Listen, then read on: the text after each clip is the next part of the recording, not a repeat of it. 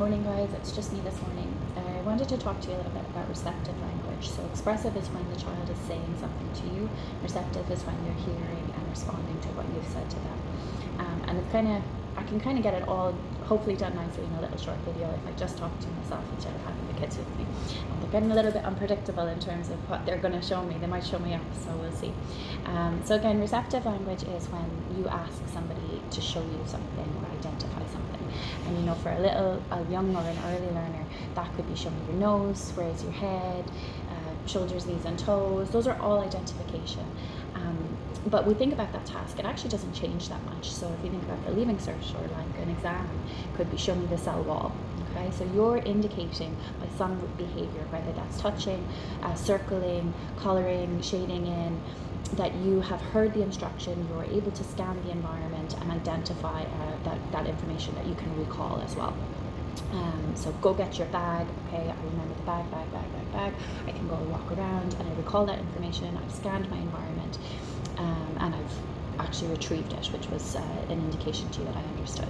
So lots and lots of things there, or areas where the behavior could be going wrong. And particularly in the scanning department. So I think that that's maybe the first and best place to start, and that's really the typical kind of way that ABA would be teaching at the minute, or the way certainly that I learned. So we would be moving then from a very linear field of A, B, C, or black, white, red, or cat, car, dog, okay, in a kind of nice neat array so that the scanning is quite easy. And there's only 3 objects in the field. You kind of want to have a minimum of 3, that's what I was taught, so that it's not by chance.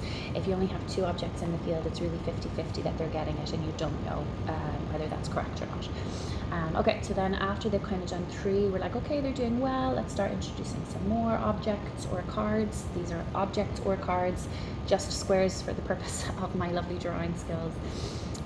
They don't have to be flashcards, they can be real objects.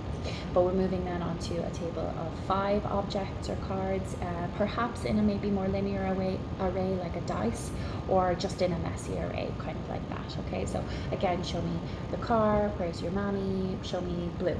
Okay, and again, the scanning is getting more difficult. We're moving up to maybe 8 or even 10 objects or cards on the table, again in a messy array. So show me the cup, show me the marker, show me your bricks. Okay, and eventually then we want the child to actually be doing, this is our long-term goal, can you find them either in books, magazines, or the natural environment? And that's kind of, again, a long-term goal, that's where we want them to be. This is okay, but this is actually what we're aiming for. It's increasing the scanning ability. Okay, so let's talk about things then when they go wrong. Obviously, the first thing that you can do if the child is maybe not doing worksheets at this level, which is kind of where a lot of activity worksheets tend to be, try and just make them simpler, go back to 3 items in a linear array. All right, consider maybe using a plainer card with like maybe a white background, and that just might draw their attention to the actual object or card or a picture in the card. And yeah, those are kind of the basic ones. What you'll typically see during this teaching procedure is a lot of either pointing prompts. So show me the car, and then the learner will follow. Okay, show me the car, or even a full physical prompt. So show me the car. Okay, and those are the 2 prompts that we definitely don't want to see, because those are not involved in the actual long-term behavior itself. At no stage will the behavior or will the learner ever need somebody to actually hold them by the hand and take them to get the bag. That's not what we're looking for here. What we want to work on is scanning. Okay, so scanning, I can't go in, reach and touch their eyeballs and make their eyeballs move to this point, but what we can do is work on their precursor skills that have maybe a little bit stronger. So we're not going to use point prompts, we're not going to use gestural prompts, we're not going to use physical prompts if the learner isn't progressing at stage 1. What we are going to do is kind of capitalize on what they're probably already good at. Okay, so we're going to work on matching. Okay, so we have an orange, a brick, and a cup.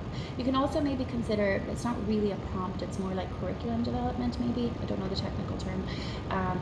What are you choosing? Are you choosing random gobbledygook items like raspberry container, okay, or straw packet? Okay, those are not really top 10 words that you want them to be learning. Maybe choose words that are in their environment that they might hear at high frequency anyways. So cup or drink, orange, and brick. And we know that this child particularly loves bricks, so I'm going to use brick as the example here.